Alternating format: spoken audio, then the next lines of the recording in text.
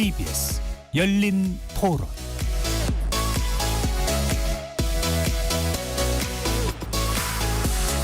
안녕하십니까. KBS 열린 토론 배종찬입니다.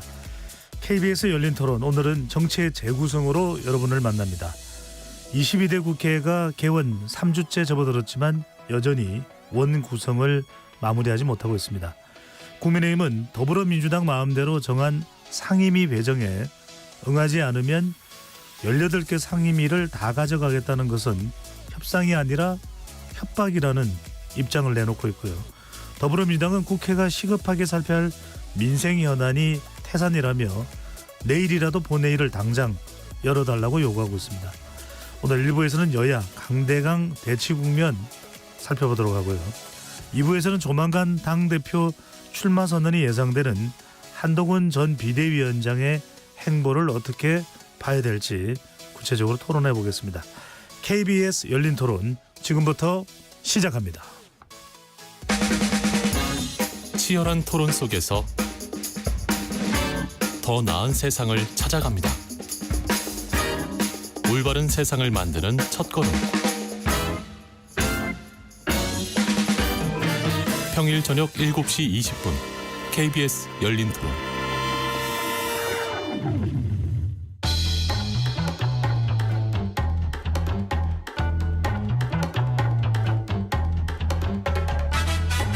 정치를 바라보는 색다른 시선, 정치의 재구성. 정치를 보는 색다른 시선, 정치의 재구성, 함께할 네 분의 논객 소개합니다. 김병민 국민의힘 전 최고위원 나오셨습니다. 네, 안녕하세요. 반갑습니다. 하흥기 더불어민주당 전 상근 부대변인 함께합니다. 안녕하세요. 하은기입니다. 김보엽 조국혁신당 수석 대변인 자리해 주셨습니다. 예, 김보엽입니다. 반갑습니다. 전성균 개혁신당 최고위원 나오셨습니다. 안녕하십니까. 전성균입니다. KBS 열린 토론 문자로 참여하실 분은 샵 9730으로 의견 남겨주실 수 있고요. 단문 50원, 장문은 100원의 정보 이용료가 붙습니다. KBS 1라디오의 모든 프로그램은 유튜브에서도 함께할 수 있으니까요. 많은 분들 유튜브로 들어와 주시고 구독 꾹 눌러주시고 좋아요도 많이 보내주시면 좋겠습니다. 자, 오늘 가장 중요한 이슈는 여야 간의 강대강 대치 국면도 있지만 지금 정부와 의료계 간의 갈등입니다. 오늘부터는 서울대 교수진이 휴업에 들어갔고요. 내일부터는 의사협회, 의대 교수 단체들도 휴업에 들어갈 예정으로 알려지고 있습니다. 연세의료원 산하 세브란스 병원은 27일부터 또 휴진에 들어간다고 하는데 지금 의사협회의 요구안 또 정부는 기존 입장을 고수하고 있는 그런 상황입니다. 의대 정원에 대해서 원점 재검토를 해야 된다는 의협 요구 등이 나오고 있는데 일단 이 내용에 대해서는 많은 분들이 어느 정도는 또 알고 계시니까요. 네 분께는 뭔가 접점이 나올 수 있을까요? 또 그 접점을 네 분과 관련해서는 오늘 우리가 정치의 재구성이라고 하는 코너를 하고 있으니까 정치권이 뭔가 할 수 있는 역할이 있을지 차례대로 좀 여쭤보겠습니다. 먼저 김병민 전 최고위원부터요. 예, 저는 결국 제일 중요한 건 여론이라고 생각되는데요. 최근의 사태를 보면은 여론이 이제 의사협회 쪽으로 많이 좀 부정적인 여론들이 형성되는 게 아닌가. 나중에 기회가 되면 갤럽 여론조사 지난주에 나왔던 조사 결과들을 쭉 한번 읊어주시면 좋겠는데 네. 지난주에 나왔던 갤럽 여론조사에서도 지금 있는 의정 갈등 사태에 대한 근본적인 원인을 묻는 질문이 있었습니다.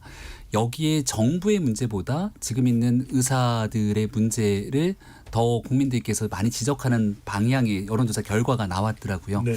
그러니까 이게 장기화되면서 결국 국민의 생명과 안전에 관한 문제에 대해서 조금의 양보도 없는 상태로 치닫게 되는 것 문제가 있는 것이 아니냐 이런 방식으로 국민적 여론들이 좀 조성되는 것 같습니다.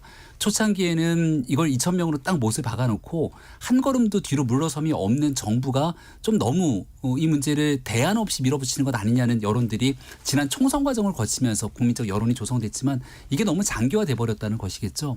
지금은 의대 증원 문제를 완전히 원점에서 놓고 재논의하자 이렇게 접근하는 순간 사실 아무것도 풀 수 없는 상태가 돼버렸습니다.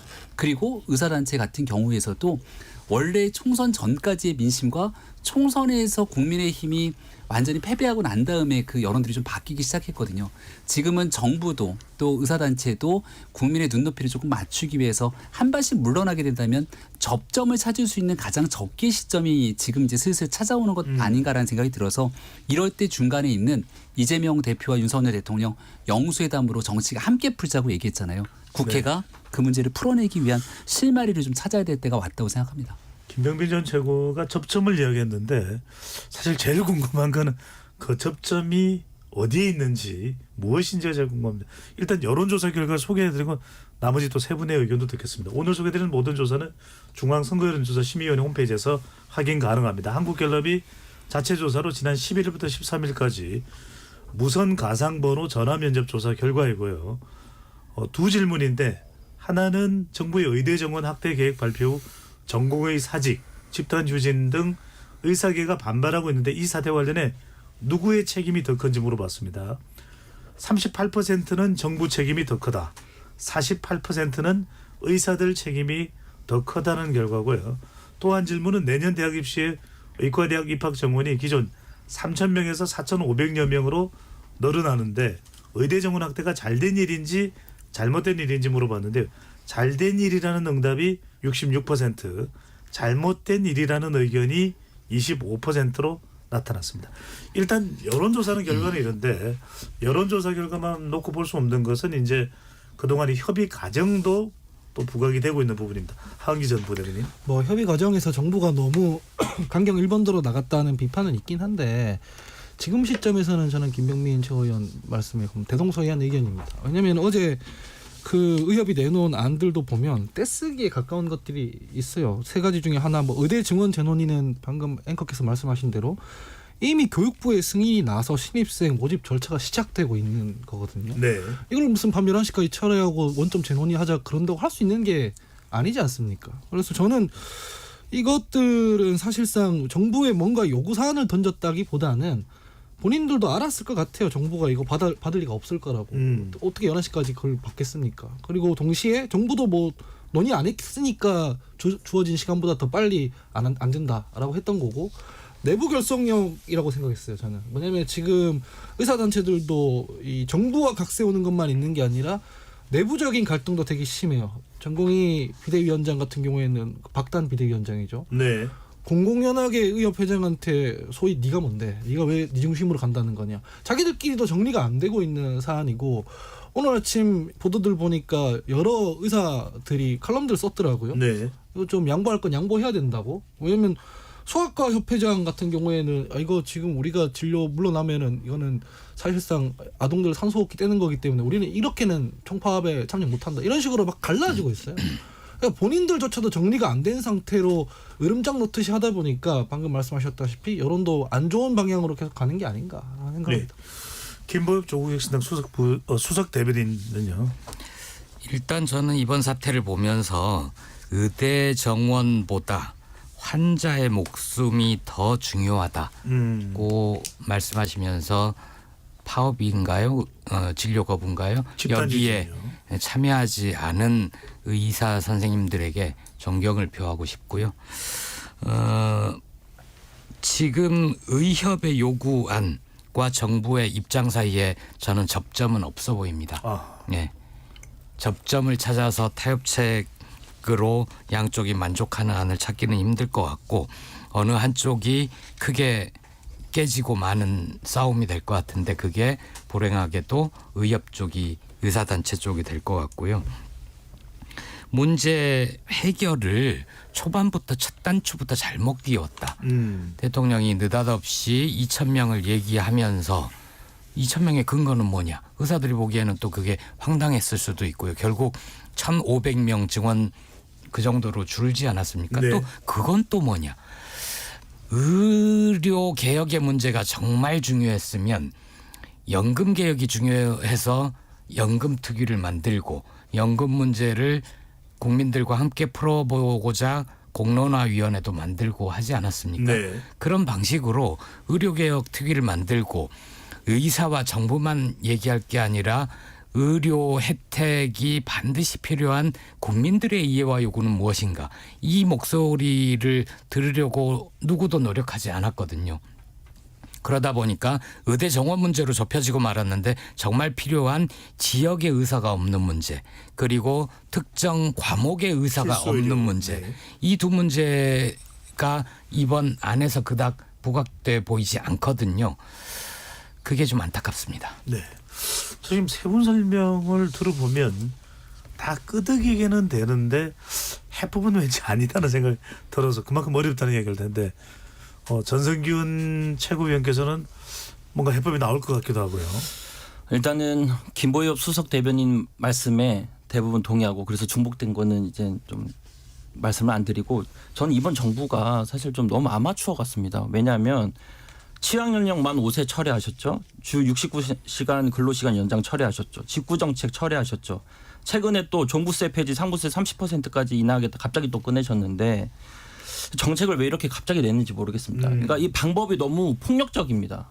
국민들이 봤을 때 갑자기 자다 일어나니까 갑자기 2,000명 얘기하시고 지금 이러고 계신 거거든요. 그러니까 김보엽 수석 대변인께서 말씀하셨던 것처럼 그게 너무 중요하면 다 국민께서 중요하다는 걸 인지하고 있으니까 중요하면은 계속 대화도 하면서 이야기하면서 나왔어야 되는데 면밀한 연구 없이 갑자기 2,000명 증원 발표했다. 그래서 아까 그 전 최고께서 그 대안이 맞는가 아무것도 풀 수 없다라고 말씀하셨는데 저는 푸는 방법은 결론은 윤석열 대통령께서 말도 안 되는 의료개혁 철회했으면 좋겠습니다. 전면 백지화하고 다시 이야기했으면 좋겠습니다.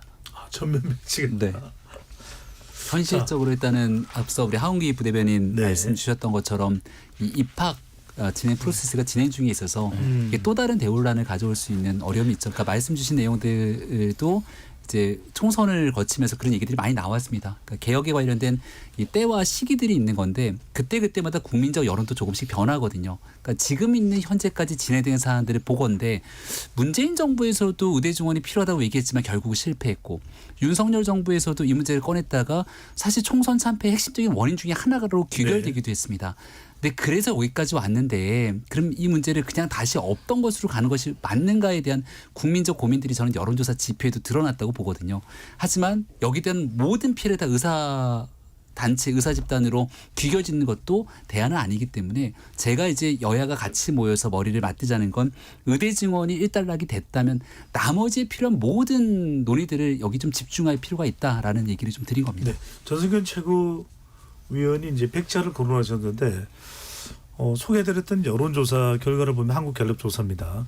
국민의 66%는 또 의대 정원 확대에 대해서 찬성 의견이에요. 그건 어떻게 봐야 될까요? 그러니까 그 필요성은 찬성하시는 거예요. 저도 사실 필요성이 필요하다 보이는데 다만 논의 과정이 없었다라는 겁니다. 그러니까 의사들도 본인들 준비도 해야 되고 본인들도 의견들 내야 되고 그런 시간이 필요한데 그렇지 않고 지금 뭐 강대강으로만 싸우시려고만 하니까 그게 문제고 저는 그래서 아까 뭐 전면 백자 얘기한 것은 국민을 위해서 지금 윤석열 대통령께서 계속 싸우다가 안 되면 폐지하시고 싸우다 안 철회하시고 이러시는데 한 번쯤은 좀 지는 모습을 좀 보여줬으면 좋겠다라고 알겠습니다. 생각합니다. 자, 한기 전 부대변인에게 짧게 요거 하나 여쭤보고 다음 주에 넘어가도록 하겠습니다. 이제 복지부는 오늘 이제 의사협회를 공정거래위원회에 네. 신고를 했습니다. 사업자 단체인 의협이 개별 사업자인 그러니까 사업체로서 다른 주체인 개원리를 담합에 동원했다. 이렇게 이제 신고한 것에 대해서는 어떻게 보시는지요? 그것도 그렇고 오는 길에 보니까 뭐 경찰이 리베이트 관련해서 의사들 한 1,000명 정도 수사 들어간다 그러고 막 그러더라고요. 예. 뭐 그럴 수 있는데 지금 타이밍이 안 좋다고 생각해요. 이게 지금 이렇게 들어가면은 사람들이 이게 강대강 대치하다가 결국 사정 권한으로 넘어가는 거 아니냐, 사정 정국으로 해결하려고 드는 거 아니냐라고 오해할 수 있지 않겠습니까? 그래서 굳이 지금 시점에서 공정위에 신고를 하고 해야 됐나라는 의문은 있습니다. 네. 그게 압박을 하는 것 같아요. 네. 예. 의사단체들을 압박을 해서 굴복을 시키려고 하는 것 같은데 만약 그렇게 문제가 끝나면 이분들은 또 얼마나 상처를 입겠습니까? 자존심 상하고 다시 현업으로 복귀를 해서 환자들에게 성심성의껏 의료를 제공할 수 있을지 그것도 걱정이 되죠. 네. 아까 김보엽 수석 대변인께서도 집단 휴진에 대해서는 반대하지만 또 의사들에 대한 압박은 좀 좋은 방법은 아니라는 말씀을 주신 것으로 이해를 하겠습니다. 자, 김병민 전 최고위원부터 다시 돌아가서 네. 자, 오늘 결국 원구성, 그러니까 상임위원장을 어떻게 배분하는지 부분, 현재 7개의 남아 있는 위원장 자리를 국민의힘이 이제 가져가는 선택이 남아 있는 건데 결국 결렬이 됐습니다.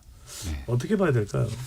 국민의힘이 이제 법사위에 관련된 주장들을 계속 하고 있기 때문에 민주당은 이미 기배정된 상임위원장들 양보할 생각이 거의 없는 것 같습니다. 네. 이제 국민의힘 이제 앞서 우리가 얘기했던 의대 증원 이슈에서는 너무 정부가 강하게 밀어붙인다 이런 얘기를 했는데 이 건에 대해서는 민주당이 너무 강하게 밀어붙여서 국민의힘이 협상에 설 공간 자체를 아예 없어버리게 만든 거죠.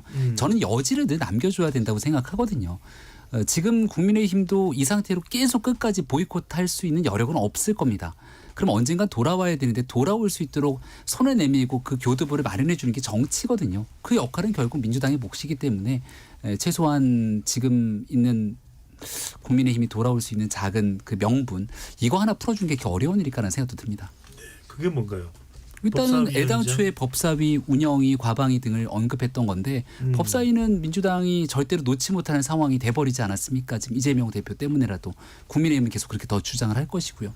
그럼 운영위원장에 관련된 또 여기에 대해서 얼마든지 얘기를 할 수 있을 거라 보고 근데 지금 이거라도 줄 테니 받아라 아니면 이거 자리도 없다 이런 식으로 몰아붙이게 되는 형국에서 국민의힘이 그냥 무턱대고 들어갈 수 있는 그런 분위기 조성이 안 됐다는 점 좀 안타깝습니다. 네. 근데 최고위원님께서도 정치권에 들어온 지 꽤 됐으니까 아시잖아요. 이 법사위 운영이 원구성 문제가 4년에 한 번, 2년에 한 번 똑같은 모습으로 이 난장판이 나는 거 아시지 않습니까?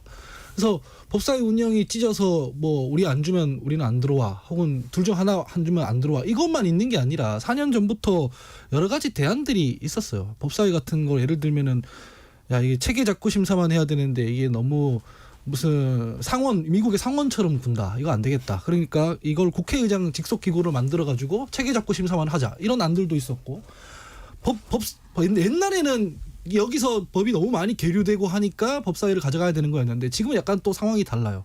그러니까 방금 말씀하신 것처럼 사법부에 대한 견제 기능을 민주당에서 너무 하고 싶으니까 또 포기하지 못하는 것도 있잖아요. 그러면 법제위원이랑 사법위원회를 자르자. 그래서 둘이 나눠 갖자라고 한다든가 이런 아이디어들이 많이 있습니다. 그러니까 협상의 여지를 민주당이 안 준다고 하는데 제가 봤을 땐 국민의힘에서 이러저러한 대안들을 안 내놓는 것도 있거든요. 너네들이 그러면은 사법부 견제해야 되겠으면은 사법위원회는 민주당이 가져가라. 근데 우리가 소수 여당이니까 법제위원회는 우리가 가져갈게. 뭐 이런 식의 어떤 안도 없어요. 그냥 무작정 보이콧인 거거든요. 그래서 저는 민주당이 너무 강하게 밀어붙인다는 걸 비판하시는 건 좋은데 집권 여당이면은 본인들도 대안을 가지고 논의를 해야 되는 거 아닌가 이런 말씀 드리는 거죠. 상임위원장 11개를 이제 가져갔고 7자리가 남아 있는 요 이제 상황에서 네. 민주당이 해병대원 김건희 여사 특검 또 해병대원과 양평고속도로 의혹 국정조사 이 특검 2국조를 이제 추진하겠다고 압박 강도를 높인 부분은 뭐 이게 원구성 합의가 결렬된다면 우리는 남아 있는 7개도 국회법에 따라서 결정을 하고 빨리 이제는 이 특검 2국조 기존에 정해진 대로 빠른 속도로 가야 된다 이런 좀 의미라고 해석을 해야 될까요? 이 특검 2국조 이 양평고속도로 문제 이런 것들은 사실은 21대 국회부터 민주당이 당론으로 추진하던 거였기 때문에 원구성이랑 무관하게 국회에서 할 일을 하는 것이고요. 7개 상임위 중에 좋은 상임위들 그리고 국민의힘에서 역전 사업을 두고 추진하는 것과 관련돼 있는 소관 상임위도 많아요. 이 기재위 같은 것들. 최근에도 보니까 대통령실에서 뭐 조세 정책 개혁한다면서 나오더라고요. 기재위에서 해야 되는 거잖아요. 물가 관리 기재위에서 관리하는 거잖아요.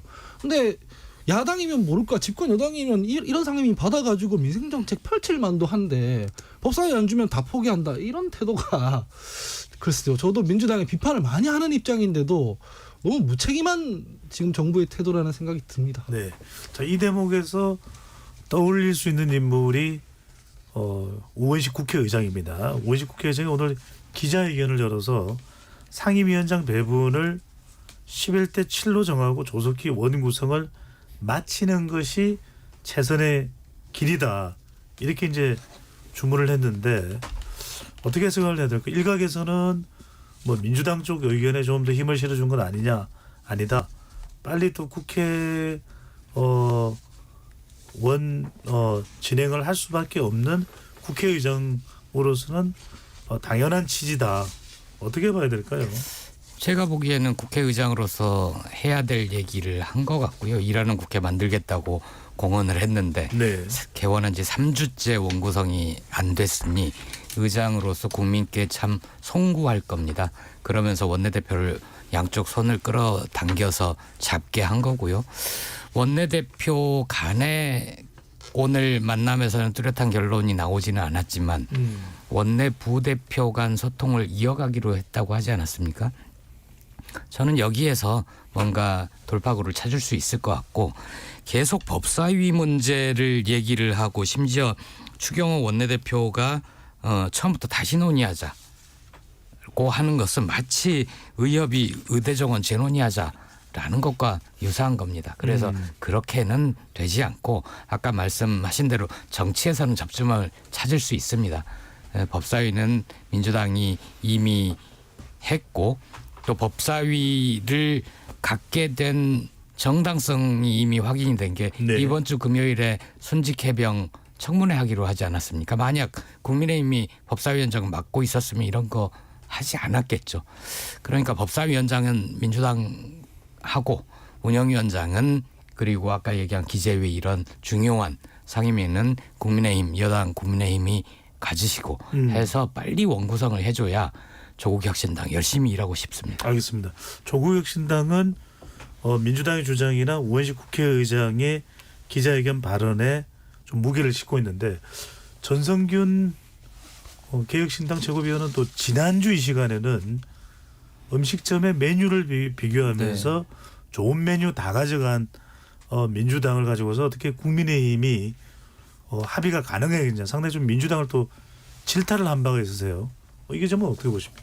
그러니까 일단 우원식 국회의장님은 사실 최선을 다하고 계시다고 저는 생각을 하고 사실 국회의장으로서 계속 협의를 점을 찾아야 되는 것은 당연하고 그렇게 노력하시다고 보고 저는 결국은 이 중재를 할 수 있는 키는 제가 계속 윤석열 대통령을 비판해서 좀 그렇긴 한데 윤석열 대통령께서 가지고 계셨어요. 그 키를. 네. 갑자기 왜 윤석열 대통령이 나타났냐 생각하실 텐데 사실 최혜병 특검 재의결 때 사실 거부권 행사하면서 재의결로 왔는데 다 국민의힘에서 대통령 의중 받아서 다 거부권 한 거 아닙니까? 반대했는데 그렇다면은 윤석열 대통령께서 국민의힘에게 뭔가 이 협상할 수 있는 카드를 손에 쥐어줬어야 되는데 아무것도 안 줬단 말이죠. 그래서 제가 최고위원 회의 때 4년 중임제 카드 국민의힘에게 줘라 개헌 카드. 그다음에 저희 천하람 원내대표께서는 최상병 특검을 가지고 딜을 해라. 뭐 이런 식으로 얘기가 나왔었는데 전혀 그런 게 없이 빈손으로만 지금 상임위를 하려고 하니 사실 200석 정도에 되는 민주당에서 이걸 받을 리가 없고 민주당은 사실 지금 국민께서 선택하셨다는 명분하에 지금 다 하는 거 아닙니까? 그래서 만약 이렇게 계속 국민의힘에서 빈손으로 협상을 한다면 아까도 말씀드렸던 것처럼 17개 다 민주당이 할 것이다. 이렇게 생각합니다. 말씀드리기 죄송한데 말씀 끝나긴 하셨습니다만 그럼 국민의힘이 어떤 협상을 취하는 것이 가장 효과적이라고 보신다는 의미신 건지. 네, 그래서 제가 한 3주 전에 네. 이 방금 말씀드린 거 말씀드린 정치도 타이밍입니다. 아까 이 특검 그거 얘기하기 전에 국민의힘에서 벌써 최상병 얘기하고 그다음에 뭐 우리 개헌할 테니 좀 상임위 좀 더 달라 뭐 이런 식으로 얘기할 수도 있을 텐데 뒤에서 그런 거 아무것도 없이 그냥 우리 관행대로 해줘 이러니까 민주당에서 받기가 난무하다는 거죠. 그러니까 민주당도 뭔가 이게 딜 카드가 와야 되는데 아무런 카드가 카드 맞춰볼 시간이 없죠. 제가 궁금한 것은 지금 쟁점되고 있는 것은 세 개의 상임위 위원장인데 혹시 법사위나 운영위나 가방위 관련해서 안이 있으신지를 제가 궁금해서 여쭤본 거거든요. 네, 그러니까 그런 카드도 없이 하니까는 할 수도 없을 것이다라고 제가 저번 주에 나와서 네, 강하게 얘기합니다. 자 이번에는 이재명 대표 관련입니다.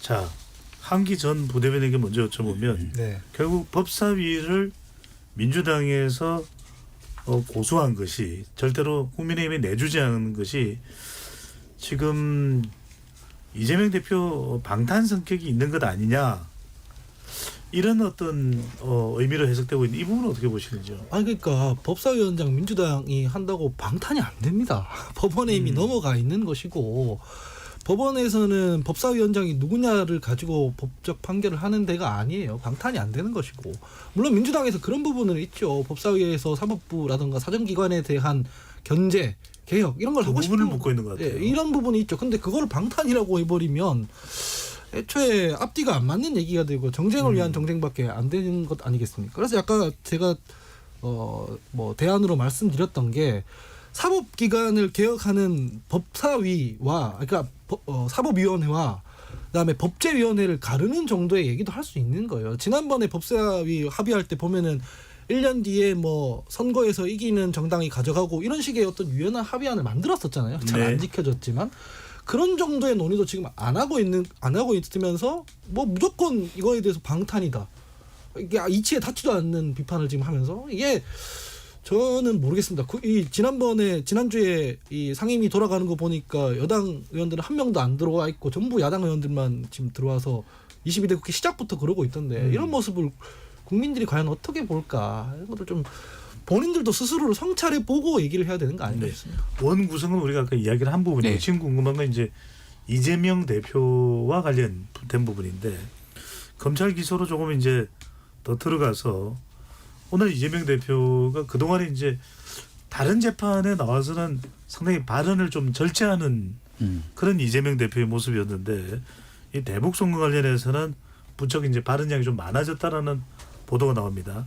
이화영 전 부지사가 참여정부 대북 특사인데 국제 제재 이런 상식도 모르고 북한에 현금 50억 원을 주겠다고 약속했다고 합니다. 그 사람이 정신 나갔습니까? 라며 검찰을 맹비난했는데 어떻게 해석을 해야 될까요? 그냥 말 그대로 화가 나서 흥분해서 이런 발언을 했다고 봐야 될까요? 아니면 왜냐하면 그동안에는 이화영 전 부지사가 재판되는 내내 네. 이 정도까지 발언은 또 없었던 것으로 기억이 되거든요. 애써 회피했죠. 그리고 논점을 돌리듯이 검찰의 신작 소설 이렇게 얘기를 하기도 했고 최근에는 언론 탓을 하면서 문제를 비껴갔는데 이재명 대표에게 정작 법리적 다툼과 논쟁에 자신 있으면 무엇이 아닌지를 설명해야 될 것 아니냐 이런 여론들도 꽤 있었습니다. 거기에 들고 나온 게 지금 얘기하는 것처럼 이화영 전 부지사가 이런 거를 모를 리가 있겠냐 이렇게 얘기를 하고 있는 거잖아요. 근데 저는 이 내용을 보면서 이재명 대표가 지금 재판받고 있는 내용들과 과거의 문제들이 떠올랐거든요. 네. 이재명 대표가 변호사잖아요. 근데 변호사가 검사 사칭하는 게 죄가 되는 걸 모르고 검사 사칭했겠습니까? 라고 물어보고 싶고 이재명 대표 변호사잖아요. 변호사가 위증교사가 심각한 죄가 된다는 걸 모르고 전화를 해갖고서는 위증교사에 대한 문제점 그거로 재판받는 상황이 이르렀습니까? 그 사람이 정신 나갔습니까? 라는 이재명 대표의 발언을 그대로 본인이 받고 있는 상황에 엮어서 얘기하게 되면 이거 말을 설명할 재간이 없거든요. 그러니까 조금 더 구체적으로 왜 이화영 전 부지사가 9년 6개월 중형이 선고된 거에 대한 재판이 문제가 있었고 이것과 내가 임명한 경기도지사인 이재명 지사는 이 내용과 전혀 무관하다라고 하는 논리적 정합성을 설명해 줘야 되는데 설득이 잘 안 됩니다. 그러다 보니 다시 법사위로 들어가서 여기에 판사 탄핵 얘기까지 나오죠. 특검하겠다. 그다음에 검사 탄핵 얘기 나왔다. 네, 판사 탄핵에 알겠습니다. 더 나가서 법 왜곡지 신설까지 나오게 되니 이게 문제가 정말 국민적 눈높이에 어긋나도 한참 어긋나다 생각합니다. 한기 전 부대변인 네. 일단 아주 구체적으로 이화영 전 부지사 관련 발언이 나온 셈입니다. 네. 유엔 제재 위반이고 실정법의 위반인데 이화영 전 부지사가 네. 그렇게 했겠느냐 그 관련된 1심 판결 내용까지 이제 포함해서 다 공작 아니냐. 일단 근데 뭐 검찰의 공작이다라는 의미의 발언을 한 것이지만 1심 판결은 또 재판부의 판결입니다. 네. 이 부분을 어떻게 해석을 해야 될까요? 뭐 본인은 억울하니까 그런 얘기를 했을 것 같은데 그 얘기만 한 게 아니라 왜 안부수 아태평화교류협력위원장 판결 사례도 언급하면서 얘기를 했잖아요. 그 네. 판결은 이화영 지사 판결이랑 거의 구조가 동일한데 그 판결에서는 보면은 이화영 판결이랑 좀 다른 식의 판시가 됐거든요. 그러니까 대북 송금이 뭐 경기도나 혹은 이재명 지사를 위해서가 아니라 쌍방울이 자체 사업, 자체 판단 때문에 주가 부양하려고 한 것이다 이렇게 났거든요. 그리고 심지어 그런 내용이 뭐 국정원 문건에도 있다는 것이고 그러니까 이런 내용들을 봤을 때는 이 판결이나 뭐 추가 기소나 이런 게 부당한 게 아니냐라는 억울함을 말하고 싶었던 것 같아요. 근데 제 입장에서는 제가 그 사건 기록을 받아보는 변호인도 아니고 검사도 아니고 네. 재판이 진행되는 과정에서 모든 사람들이 패널로 나와가지고 단정적으로 얘기하는 게 굉장히 부적절하다고 저는 생각이 들거든요. 아까 말씀했지만 무죄 추정의 원칙이라는 게 있는 것이고 서로 사건에 대해서 모르는 건 똑같은 것인데 이 정치적으로 그냥 서로 공격을 위한 공격만 하고 있다는 생각이 들고 물론 이런 차원에서 자기 방어권을 행사하는 이재명 대표가 조금 이 말의 레토릭이 너무 그 인플레가 돼 있다는 부분은 뭐 지적할 수 있는 부분인 것 같지만 사건 자체는 2심도 봐야 되는 거고 네. 예, 이재명 대표의 재판도 지켜보고 판단해야 되는 문제라고 저는 봅니다. 일단 주목받는 것은 이 이제 발언 내용 중에 이재명 대표가 언론을 검찰의 애완견으로 이제 빗댄 부분입니다. 네. 부당한 기소인데 왜 그대로 받아 쓰냐. 김보엽 조국혁신당 수석 대변인은 또 기자 출신이니까 네. 이 발언이 지금 또 상당히 또 논란이 되고 있는데 어떻게 보시는지요? 이재명 대표가 차기 지도자 여론조사하면 항상 최근에 네, 1등으로 나오지 않습니까? 그러면 국민들이 기대하는 바가 있는데 국민들의 기대에 미치지 못하는 부적절한 발언이라고 생각을 합니다. 네. 그것도 보통 그런 식의 표현을 쓸 때는 일부 언론 혹은 일부 기자들 이렇게 한정해서 써도 좀 과한 표현인데 네. 마치 언론 전체, 기자 집단 전체를 향해서 그렇게 표현한 것처럼 얘기한 거는 몹시 부적절하고요. 또 하나 안타까운 점은 결국 그 표현을 씀으로써 이 대표가 하고 싶었던 뒤의 얘기는 부각되지 못했어요. 이 대표가 하고 싶었던 거는 안부수 재판과 이화영 재판이 비슷한 구조인데 왜 어떤 거는 대북 송금이라고 하고 어떤 거는 쌍방울의 주가 조작 혐의가 있다고 하느냐. 이 얘기를 하고 싶었던 건데 네. 애완견이라는 표현이 확 뜨면서 뒤에 얘기는 했는지 안 했는지도 모르게 죽어버렸다는 거죠. 그래서 이런 표현을 쓸 때는 조금 더 신중하실 필요가 있다. 이렇게 말씀드리고 싶습니다. 네. 장래 이 차기 정치 지도자 선호도 조사 1위를 김보엽 수석 대변인이 언급하셔서 이 조사도 아까 말씀드렸던 죄송합니다. 한국갤럽 자체 조사 개요는 이미 말씀드렸죠. 이 조사에서 이재명 대표가 22%로 가장 높았고요. 그 다음이 국민의힘 한동훈 전 비상대책위원장이 15%로 나온 결과를 참고로 소개를 해드립니다. 자, 전성기훈 개혁신당 최고위원도 상당히 이 언론 부분에 대해서도 그 주목을 하실 거예요. 근데 이제 문제는 뭐냐면 민주당 의원 중에서 노종면 의원은 열린 토론에 출연한 분이신데 애완견이냐 아니냐는 결국 기사로 평가된다라고 이제 발언을 했고요. 근데 문제는 이제 양문석 의원입니다. 그냥 기레기라고 하시지 왜 격조 높게 애완견이라고 했냐.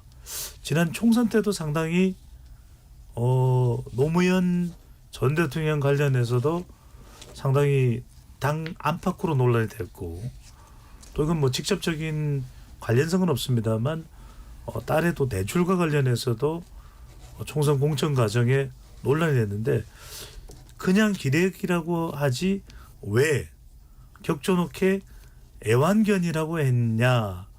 어떻게 해석을 해야 될까요?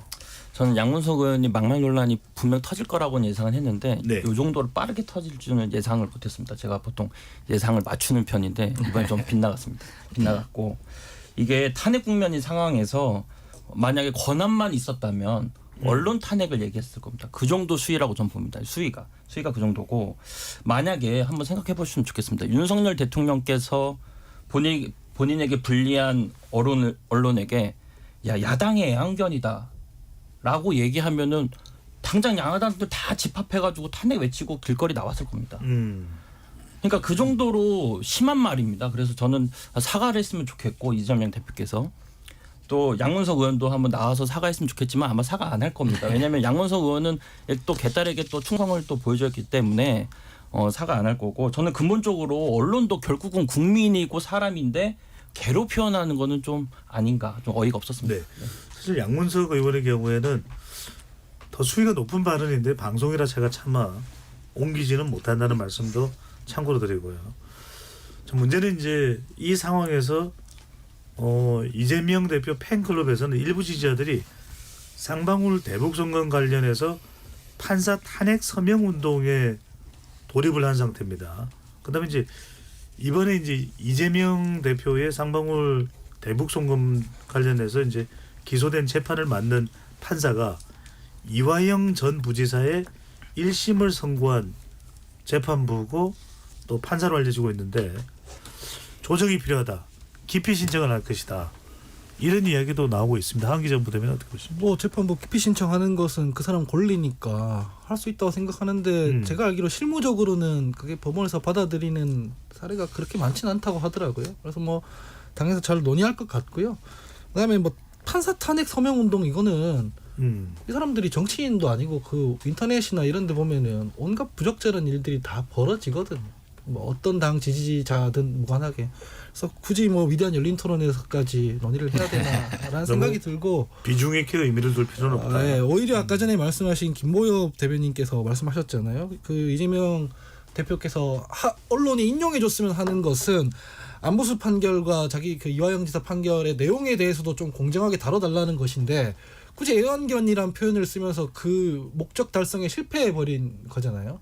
바이트 낭비만 지금 되게끔 뭐 아까 전에 양문석 의원이나 이런 분이 도와주고 있는 상황이지 않습니까? 그래서 저는 좀 건조하게 상황을 바라봤으면 좋겠다는 생각이 들고요. 하나만 더 지적하고 싶은 부분이 있으면 이화영 지사 판결 나자마자 검찰이 추가 기소했거든요. 네. 그런 거 보면은 당사자 입장에서는 화가 날 만도 해요. 검찰이라는 데는 증거가 충분하면은 그 정합성을 따져가지고 기소를 하거나 말거나 해야 되는데 다른 재판 다 보고 있다가 딱 눈치 보고 났는데 저기도 되니까 우리도 한번 기사 이렇게 하는 게 어디 있습니까? 근데 그런 부분들에 대한 불만들이 아마 민주당에 있는 분들께 누적이 되어 있는 것 같은데 네. 좀 부적절한 용어로 터져 나온 게 아닌가? 애초에 처음 이 사건이 불거졌을 때는 이재명 대표의 변호사비를 쌍방울이 대납해줬다.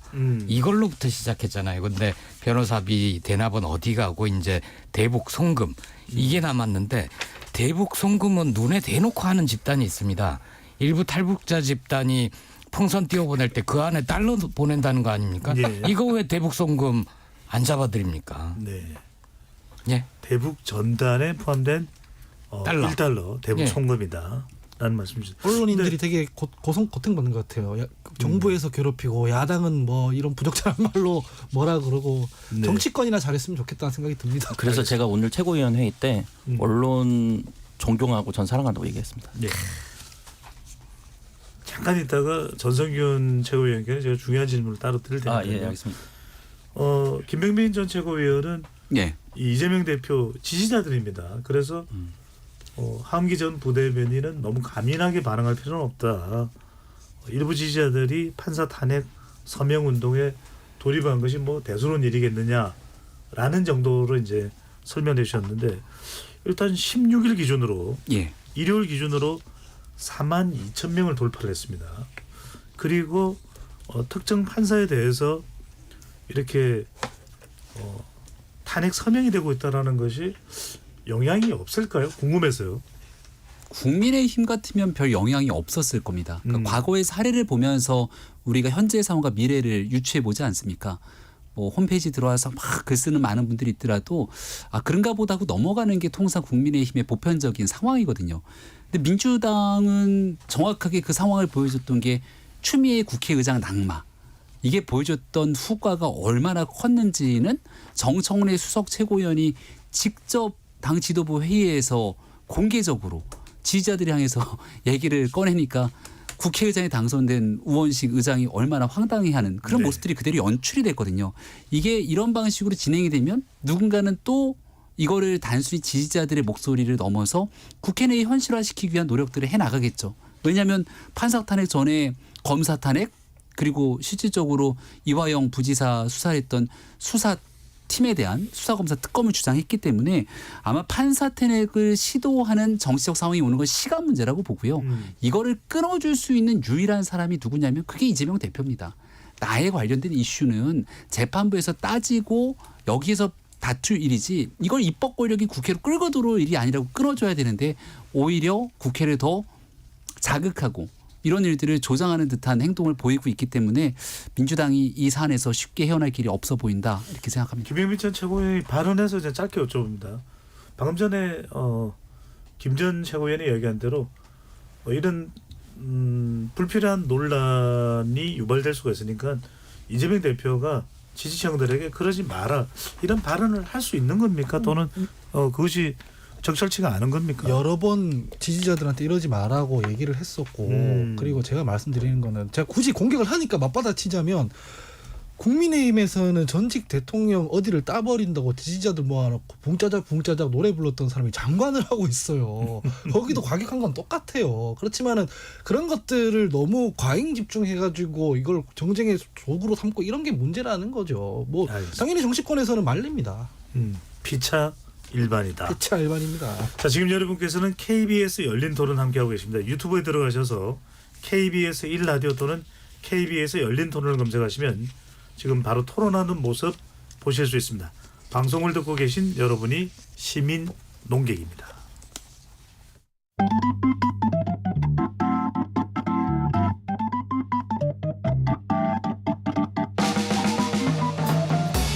세상을 바꾸는 질문 열린 토론이 시작합니다. KBS 열린 토론은 언제나 열려 있습니다. 단문 50원, 장문 100원의 유료 문자 샵 9730 그리고 KBS 어플리케이션 콩으로 여러분의 의견을 남겨주세요. KBS 열린 토론 2부 이어가겠습니다. 정치의 재구성입니다. 스튜디오에 하흥기 전 더불어민주당 상근 부대변인, 김보혁 조국혁신당 수석대변인, 전성균 개혁신당 최고위원, 김병민 전 국민의힘 전 최고위원 네 분과 함께하고 있습니다. 자, 오는 7월이죠. 23일로 예정돼 있는 국민의힘 전당대회가 있고요. 8월에는 아직 최종 확정은 아닙니다만 더불어민주당의 전당대회도 예상되고 있습니다. 자, 그 전에 이 부분입니다. 오늘 더불어민주당 당사에서 열린 중앙위원회에서 대선 1년 전 당대표직 사퇴 규정에 예외를 두는 당헌 개정안이 최종 확정됐습니다. 한기 전 부대변인, 이재명 대표를 다분히 고려한 의식한 개정이라고 봐야 될까요? 그렇게 봐야 되죠. 뭐 하원기 당원을 위한 당원 개정은 아닐 테니까. 어쨌든 간에 명확하잖아요. 여기에 영향받는 사람은 이재명 대표 혼자밖에 없어요. 근데 제가 여러 방송에서 말씀드렸지만 우리 공직선거법에 보면은 이런 조항이 있잖아요. 공직선거에 출마하려는 자는 선거일 90일 전까지 공직을 사퇴해야 한다. 이렇게 적혀 있어요. 왜냐하면은 공직을 활용해서 선거에 불공정한 개입을 하거나 뭐 이런 선거 공정성을 위해 있단 말이죠. 이 당권 대권 분리도 마찬가지거든요. 당권이라는 어마어마한 권한을 들고 이 대선 경선을 관리해야 할 당대표가 선수로 뛰면서 그럼 부적절하니까 1년 전에 대선 출마하려면 당권을 내려놔라 이런 거거든요. 이거를 그렇게 아무렇지도 않게 후다닥 이렇게 개정하는 게 결코 민주당한테나 이재명 대표한테나 좋지 않을 일이라서 여러 군데서 비판이 나오고 있는 거고 심지어 측근들도 비판하고 있잖아요. 김영진 네. 의원이나 이런 분들이. 이런 부분들에 대해서 좀 귀담아 들어주셨으면 좋겠다는 생각입니다. 가급적 제가 제 질문을 안 하려고 그랬는데 그냥 궁금해서요. 네. 한기 전 부대변인, 우리 청취자분들도 궁금할 수 있는 게 아까 이제 일반 지지층들에게는 네. 하지 마라 이런 게 잘 통하지 않을 수 있지만 그래도 네. 당대표인데 네. 당대표라면 이런 당헌 당규 개정 하지 마. 이제 불같이 화를 내면서 막을 수 있지 않을까요? 저는 막는 게 아니라 이건 이재명 대표의 뜻이라고 생각하는데. 그러니까 말로는 본인은 반대한다고 하지만 이재명 대표가 반대하는 사안에서 민주당이 뭐 추진한 게 뭐가 있다고 그런 눈 가리고 앙호를 하면 그게 비겁한 태도예요. 차라리 내가 대표로서 이재명 대표가 반대한다고 한 적이 있나요? 뭐 박찬대 의원의 말에 의하면은 예, 우리 착한 착한 사람. 사람 이렇게 얘기를 하는데 굉장히 비겁한 태도예요. 차라리 우리 지도부에서 책임지고 이렇게 이 개정을 추진할 테니 나중에 평가해달라고 해야지 이게 뭐 하는 겁니까? 하은기 부대변인이 이렇게 말씀을 하시니까 제가 약간 왜 저걸 개정하려고 했는가. 네. 만약 이제 잘 이해가 안 말씀을 가는 지난주에 하기는 하셨는데 네. 그걸 그 좀만 더 강조하면 대통령 선거 관련된 말씀을 하시려고 하는 거죠? 대선이 언제 있을지 모른다라고 아, 네. 판단을 하기 때문에 그 규정을 가지고 있으면 1년 안 남은 사이에 대선 출마를 못하는 상황이 벌어질 수도 있지 않을까. 그런 걱정 때문에 여러 조건을 두고 개정한 거 아닌가. 네. 저는 이렇게 이해했거든요. 잠깐만 죄송합니다만 그 부분에 대해서는 더 이상 좀 논의를 안 했으면 좋겠는 게 제가 지난번에도 그럴 거면은 당헌 당규에 아예 대통령 선거가 정해진 날짜 외에 실시되는 경우라면 모든 다른 누가 당 대표가 되더라도 적용되는 거 아니냐는 이야기를 한번 언급했기 때문에 네. 요건 더 이상 논의하지 않겠습니다. 네. 요게 주안점은 아니니까요. 근데 전상기원 개혁신당 최고위원에게 좀 여쭤보고 싶은 게 네. 아까 이제 이재명 대표의 뭐였죠? 저기 애완견. 애완견. 아유 죄송합니다. 제가 반려동물 키우고 있지는 않아가지고 애완견 발언에 대해서 기자들에 대해 기레기라고 발언한 양문석 의원에 대해서 상당히 좀 비판적인 말씀을 주셨는데 상당히 지금 이재명 대표 쪽으로 집중이 되고 있습니다. 일단 재판도 있고 또 당헌 당규와 관련된 논란도 있고. 근데 또 이재명 대표 연임이 이제 곧 임박돼 있는 상황인데 어떻게 예상을 하는지 좀 이런 혼란스러운 상황이기 때문에 당 대표의 재도전하는 것은 딱히 좋은 판단이 아닐 수도 있다라는 그런 일부 일각에서 또 제기되는 의견도 있습니다만 어떻게 보고 어떻게 예상을 하시는지요? 그러니까 지금 이재명 대표님께서는 여기서 밀리면은 이제 정치적으로 끝난다라고 판단하신 것 같아요.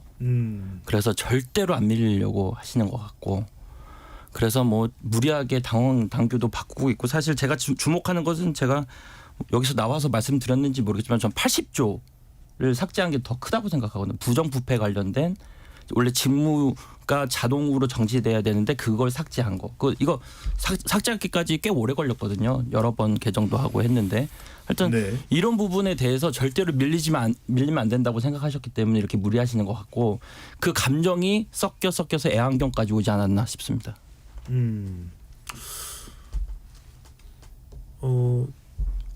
밀리면 안 된다라고 판단했을 것이다. 네. 근데 이제 뭐 여론도 여론이지만 이제 재판을 계속 받게 되는 것 자체는 또 아까 뭐 검사 사칭과 관련된 부분도 위정교사죠. 네, 그 부분도 위정교사. 얘기를 하셨고 어떻게 보십니까? 이런 재판을 다 뛰어넘고 대선까지 도달되는 게 가능하리라고 보시는 건지, 이건 이제 어떻게까지는 개인 판단을 여쭤보는 겁니다. 그러니까 연임 관련해서는 사실 저희는 이제 개혁신당은 3석밖에 안 되는 아주 소수당인데 당연히 이준석 의원님이 당대표 하실 거라고 생각했지만 안 하시잖아요. 그러니까 그런 데는 다 이유가 있을 거라고 청취자들께서 판단하셨으면 좋겠고, 네. 저는 이재명 대표님 그냥 이번에 대선에 꼭 나가고 싶은 욕심 뭐 그 정도로 그냥 읽힙니다. 저는 네. 그리고 좀 어렵지 않을까 개인적으로. 알겠습니다. 그 정도 의견으로 들어가고요. 네. 자, 또 한 인물은 국민의힘입니다. 다음 달 23일, 7월 23일이죠. 원찬당대회가 예정돼 있고 전대룰도 대부분 결정이 됐죠. 예. 20% 국민 여론조사가 반영이 되고 단일 지도 체제로 그대로 유지가 됩니다. 자, 한동훈 전 비대위원장 출마 기정사실로 봐야 될까요? 지금 당 네. 내에서는 어떻게 반응을 하고 있습니까? 한동훈 위원장의 출마는 거의 기정사실화돼 있다 이렇게 보는 게 맞을 것 같고요. 여전히 아직 윤곽이 안 잡히고 있는 건 최고위원 후보군들을 과연 어떤 후보군들과 손을 잡고 나올 것인가. 이게 뭐 언론 한마평들은 나오는데 아직 명확하게 정리가 안 된 것 같아요. 청년 최고위원 1명, 일반 최고위원 1명, 또 여성 최고위원 1명 정도, 한 3명 정도는 반드시 함께 이제 선거 운동이나 캠페인을 하게 돼 있을 텐데 그 그림들이 잡는 것이 중요해 보이고요. 그리고 한동훈 위원장 어대한이라 불릴 정도로 각종 여론조사 지표에서 워낙 높게 여론조사가 나타나고 여기에 대항할 만한 후보군들이 잘 보이지 않거든요. 오늘 뭐 예상은 됐던 뉴스입니다만 안철수 의원이 안 나간다 이렇게 선언했잖아요. 그러니까 점점 안철수 의원처럼 이번 전당대회 판에 끼어들어서 같이 얻을 수 있는 실익이 없다 이렇게 판단된 구도들이 많을 것 같아서 과연 남은 후보 중에 대항마로 볼 수 있을 사람이 있을 건지, 그리고 지난 주말 사이 뜨겁게 논쟁이 붙었던 김재섭 젊은 국회의원 같은 경우가 정말 나올 건지 뭐 이런 정도가 국민적 관심사로 떠오르지 않을까 싶습니다. 네. 자, 한동훈 전 비대위원장이 오늘 이재명 대표의 애완견 발언을 두고 가짜 뉴스 못지않게 위험하다. 대체로 최근에 헌법 84조도 그렇고 이재명 대표를 의식한 또는 정조준한 그런 관련 내용이 많이 보이네요. 네, 뭐 근데 원래 그랬습니다. 총선 때부터 2조 심판이니 뭐 사실상 핀트를 못 잡고 그냥 그런 얘기하는 거는 한동훈 비대위원장의 특기였는데 그런 방식으로 한번 실패를 경험해봤는데도 불구하고 이거를 답습하는 게 저로서는 이해가 잘 안 됩니다. 저는 사실 한동훈 비대위원장이든 아니면 다른 후보군이든 새로운 국민의힘 당대표에게 국민들이 요구하는 바가 있을 거거든요. 이재명 대표랑 이 말싸움 잘하라는 건 아닐 거예요. 제가 알기로. 그리고 김병민 최고위원도 아실 테지만 국민의힘이 지금 안고 있는 문제가 그런 것들이 아니거든요. 그래서 한 전 비대위원장께서 실제로 여당의 당대표가 되겠다고 하시면 일단은 문제를 먼저 정확하게 진단하는 것부터 하시는 게 좋지 않을까 이런 생각이 들었습니다. 네. 김보엽 수석 대변인은 예. 뭐 이재명 대표에서 아까 의견을 말씀해 주시니까 한동훈 전 위원장의 총선 이후 재복귀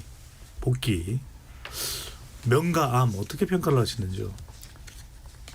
일단은 이분이 왜 다시 대표에 출마하는가 여기에 대해서 충분히 설득력 있게 얘기를 해야 될 겁니다. 총선 패배 책임을 지고 비대위원장에서 물러나겠다고 한 지 한 2달 정도 됐잖아요. 2달 중에도 SNS에 글 올리고 도서관 가고 커피 마시고 가끔 정책적인 사안에 대해서 나 또 윤석열 정부를 비판할 줄 알아요. 이런 메시지를 냈었는데 해외 직구 관련 내용도 있었죠. 그랬었죠. 그러니까 그게 이제 정책적인 사안으로 메시지를 좀 내면서 슬슬 나오시려나 했는데 이제 나오는 게 기정사실화 되는 거잖아요. 그러면은 이제 물어야죠.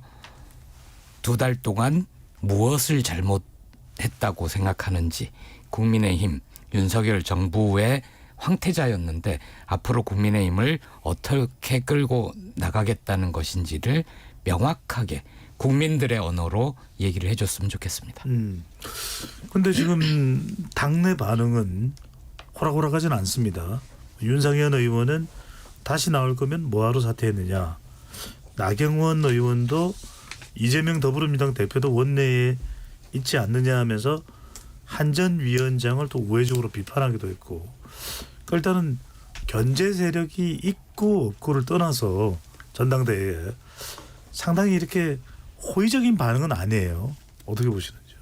그러니까 사실은 저도 이제 전당대회 나와서 해봤지만 전당대회 때마다 특징이 있는 것 같습니다. 예를 들면 2년 후에 지방선거면은 그 지방선거를 준비하는 게 그러니까 지도부고, 이번이 그렇게 되죠. 만약에 다음에 하게 되면은 총선을 준비하는 지도부가 될 텐데 사실 이번 지도부는 지방선거를 준비하는 지도부입니다. 근데 지금 원외시지 않습니까? 그러면은 지금 원내 분들, 국회의원 현직 분들을 컨트롤을 해야 되는데 사실은 지금 그분들은 상관이 없거든요. 이미 총선을 끝났기 때문에. 그래서 컨트롤하기 쉽지 않아 보이고, 하지만 분위기상으로는 정치적 흐름으로는 다 어대한으로 될 것 같습니다. 분위기가 어대한이 될 것 같습니다. 뭐 나경원 의원님께서는 최근에 총선 때 하시면서 뭐 보신 적 있으신 분도 계시겠지만 캐스트 유 나오시면서 분위기도 새롭게 하고 젊게 하시려고 하는 것 같은데 그럼에도 불구하고 이번 정치적 분위기는 어디안으로 갈 것 같습니다. 네. 그런데 과연 한동훈 전 비대위원장이 나와서 윤석열 대통령과 각을 세울 수 있는가 저는 그게 궁금합니다. 지금 사실 당 사정을 그래도 예. 뭐 다른 세 분보다는 더 많이 알고 있을 테니까요. 일단은 초선 김재섭 의원의 당대표 도전설이 나오고 있는데 이건 얼마나 신빙성이 있는 겁니까? 주변에서 권하는 사람들이 꽤 있죠. 김재섭 의원이 갖고 있는 상징적인 의미가 있으니까 좀 젊은 사람으로의 세대 교체 또 강북 험지에서 당선됐던 이런 중도층에 소구될 수 있는 비전들 이런 걸 갖고 좀 나오면 어떻겠냐라는 시각이 있는데요. 그 만약 한동훈 위원장이 안 나왔다면 김재섭 의원이 도전해서 분위기 바람을 잡을 가능성이 꽤 있습니다. 한동훈 위원장이 지금 현재 스탠스가 굉장히 독특한 형국을 가지고 있는데요. 보수가 지지합니다. 그 보수의 압도적인 지지를 받아요. 근데 한동훈 위원장의 지향점은 과거의 올드 보수의 눈높이에 맞추는 거 아니라 개혁과 혁신 변화에 본인의 눈높이가 닿아 있습니다. 예. 그러니까 보수의 지지를 받으면서 개혁하고 혁신하겠다고 하니까 원내에서 과거의 나름대로의 상황들에 조금 편안함을 느끼고 있는 분들은 한동훈 위원장이 이런 상황에 싫을 수밖에 없겠죠. 그러면 김재섭 젊은 초선 의원이 나와서 한동훈 의원 당대표에 나오겠다는 건 대세로 굳어지고 있는 한동훈 위원장과 대립각을 서야만 본인이 이겨낼 수 있는 거잖아요. 그럼 여기서 어떤 포지셔닝을 잡을 거냐라고 하면 정치적인 구도에서 쉽게 그림이 안 잡힙니다. 그래서 차라리 최고위원으로 나와서 한동훈 위원장을 한 그림에 쓰거나 아니면 한 텀을 쉬고 한동훈 위원장이 나와서 이번 판을 끌고 가는데 어려움이 있을 거다라고 하는 평론가들의 분석이 많은 만큼 그 다음을 기다리거나 해야 되는데 지금 당대표로 나와서 과거의 이준석 현상이 시즌2를 만들겠다라고 하는 건 조금 과한 기대가 아닌가 이렇게 생각합니다. 한기 전 부대변인은 김재섭 의원을 뭐 직간접적으로 좀 알고는 있을 텐데 친해요. 네. 예. 당대표에 출마한다면 서울 수도권 지역에 몇 안 되는 국민의힘 의원으로서 존재감을 확보하려는 전략으로 봐야 될까요? 뭐 본인은 최근에 두루뭉술하게 언론에 나와서 얘기를 하던데 저 한 달 전에 이렇게 물어봤을 때는 별로 안 하고 싶어하는 눈치였어요. 무슨 실익이 있다고 뭐 이런 식으로 얘기를 하더라고요. 그 실제로 김재섭 지금 의원 같은 경우에는 존재감이 있잖아요. 네. 그 험지에서 이미 당선이 돼서 거의 자력으로. 그래서 굳이 이 상황에서 당대표까지 해서 얻어야 할 존재감이 또 있을까라는 게 제 궁금증이고 두 번째는 오늘 방송에서도 하는 얘기 들어보니까 자기는 친윤들의 어떤 그 혜택을 받고자 하는 의지가 전혀 없고 이 친윤들 다 뜯어고쳐야 된다 이렇게 세게 얘기를 하더라고요. 그 정도 판단을 하는 사람이에요. 당대표가 됐을 때 그러면 대통령이랑 각 세운다는 얘기인데 그게 본인 정치적 행보랑 별로 이익이 안 되거든요. 저는 그냥 간을 지금 보고는 있지만 별로 안 하고 싶어하는 눈치라고 저는 생각을 하고 아까 전에 그 말씀하셨던 것 중에 나경원 의원이나 윤상현 의원이 했던 그 뭐 예. 원외 당대표는 한계가 있다 이런 얘기들 있잖아요. 그 사실입니다. 왜냐하면은 실제로 집권 여당에서 이 모든 현안들이 최상병 특검이라든지 고속도로 국조라든지 이런 것들이 다 원내 사안인데 예. 원외 당대표가 되면은 여기에 끼질 못하니까 자꾸 뭐 장외 집회하고 밖으로 돌게 되거든요. 그랬을 때의 어떤 상황들을 생각하면 한동훈 비대위원장도 별로 좋지 않는 카드이긴 마찬가지나 그래서 사실 한 발짝 빠져 있고 싶어 할 것 같아요. 자기 정치적 미래를 생각하는 예. 사람이면. 근데 뭐 출마한다면은 또 나름 노림수가 있을 텐데 전성기훈 최고위원도 뭐 청년 정치인이시죠. 김재섭 의원이 당대표 출마한다면 당선 가능성은 한 몇 % 될까요?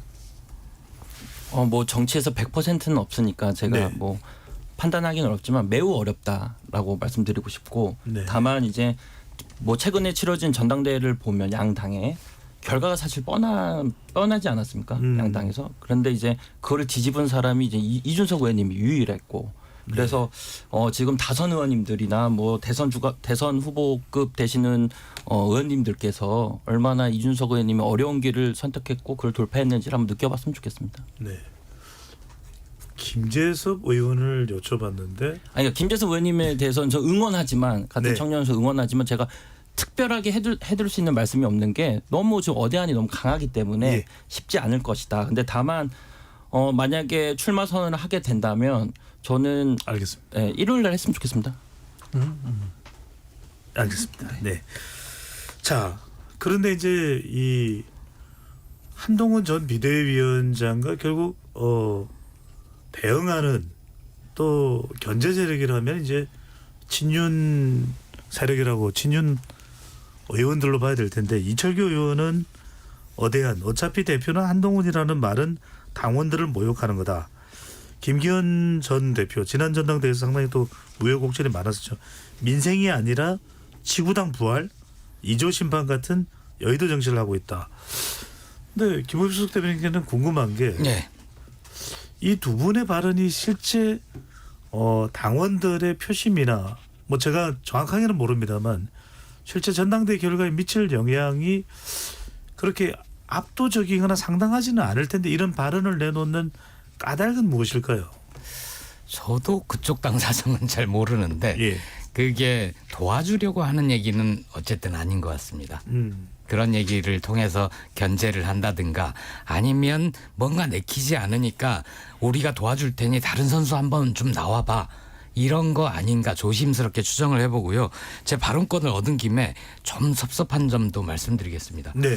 우리가 민주당이나 국민의힘에 비해서 의석수가 적긴 해도 3당이고 우리도 7월 20일에 전당대회를 해서 대표를 선출하는데 아유, 죄송합니다. 조국 혁신당에 대해서도 관심을 좀 가져주셨으면 좋겠습니다. 자, 바로 질문 드리겠습니다. 저도 하려고 했습니다. 예. 7월 20일이라고요, 전당대회가요. 조국 대표 연임 가능성은 어느 정도 됩니까? 저희는 그 마이너 메이저리그 그 표현을 그렇게 하면 안 되겠군요. 대표 경선이 따로 있고 네. 최고위원 경선이 따로 있습니다. 그래서 조국 대표는 저는 이번에 다시 출마하겠습니다라고 명확하게 뜻을 밝히셨고 예. 다른 의원이나 다른 당직자 당원 중에는 아직까지 밝힌 분은 없는데 다만 이 당에 조국만 있습니까? 저도 있습니다. 뭐 이렇게 얘기를 한 분은 있습니다. 누굽니까? 말씀 안 드리겠습니다. 근데 어차피 어대조 아니에요? 네? 어대조. 저는 그 표현이 좋지는 않습니다. 가능성이 높은 건 사실입니다. 처음으로 나온 호칭인 것 같기도 하고요. 어차피 대표는 조국. 김재원 의원은 어떤 전당대회 관련 움직임은 있나요? 재원 의원인가요? 예전에 가수 리아로 활동하셨던 네네네. 김재원. 리아로 말씀드려야 예. 더 잘 아시겠네요. 예. 김재원 의원이 전당대회 출마한다는 얘기는 아직 못 들어봤고요. 룰 세팅이 거의 끝나가고 있습니다. 그래서 그 룰이 결정이 되면 네. 이제 도전자들이 나올 것 같고요. 근데 저희 쪽에서 좀 주목해서 봐야 될 것 중에 하나는 국민의힘에서도 비슷한 논쟁이 있었던 것 같은데 대표 고리 시에 누가 그 자리를 대행을 하느냐. 국민의힘은 원내대표가 하는 것 같거든요. 근데 조국 혁신당은 최고위원 투표에서 다득표 한 분이 대표 고리 시에 한다. 이런 그 당원 당규가 있습니다. 네. 알겠습니다. 그리고 또 하나 재밌는 거 말씀 다음에 드릴게요. 저 이 상황에서 짧게 한 말씀만 드려도 되겠습니까? 예. 네, 아주 짧게 하겠습니다. 그래서 이제 먼저 전당대회를 치른 개혁신당 입장으로서 네. 지금 이제 새 당이 이제 전당대회에 이제 돌입을 하는데 새로운 지도부는 싸움만 하지 마시고 개혁 아젠다로 싸웠으면 좋겠습니다. 그래서 부탁드리겠습니다. 예, 알겠습니다.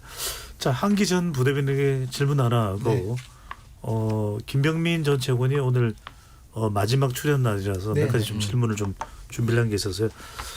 짧게 한 1분 정도 대답을 해주면 좋을 것 같은데 자, 한동훈 전 비대위원장 계속 이제 전대 나올 경우에 예상되는 질문들이 뭐 최상병 특검법이나 또는 김건희 여사 수사에 대한 한동훈 전 위원장의 입장과 의견, 또 윤석열 대통령과의 관계, 또 지방선거 전에 당대표를 대선에 나갈 경우에 사퇴를 해야 되는데 그런 부분에 대한 준비 또 어떻게 보시는지요?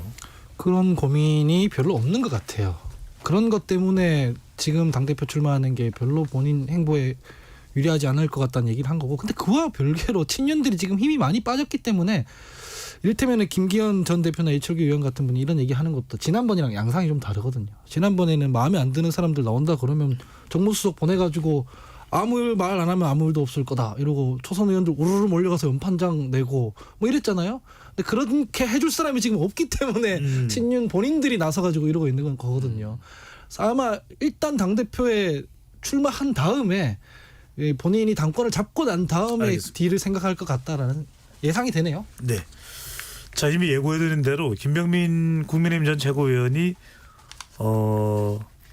광역단체의 자리를 얻는 결정이 이루어져서 오늘이 이제 마지막 출연. 일단은 이번 출연에서 마지막 출연인데 서울시 정무부시장으로 가게 되셨다고 어떤 인연이신가요? 조금 전에 기사가 나왔는데 지금 인사 절차를 진행하고 있고요. 네.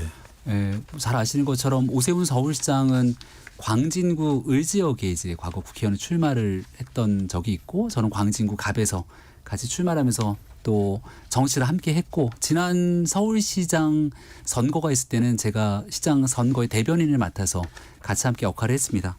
지금 이제 7월이면은 벌써 이번 지방선거 2주년이 도래하게 되는데요. 네. 남은 기간 동안 또 대한민국 수도 서울에서 중간 이제 소통을 담당하는 이런 연결고리 역할들이 필요할 텐데 그래서 그런 역할들을 잘 수행하려고 합니다. 그렇군요. 서울시 정무부시장이니까 정무직인데 예. 그러면은 김병민 전 최고위원이 오세훈 시장도 국민의힘의 차기 대선 후보로도 손꼽히는 인물인데 오세훈 사람이 된다고 봐야 될까요?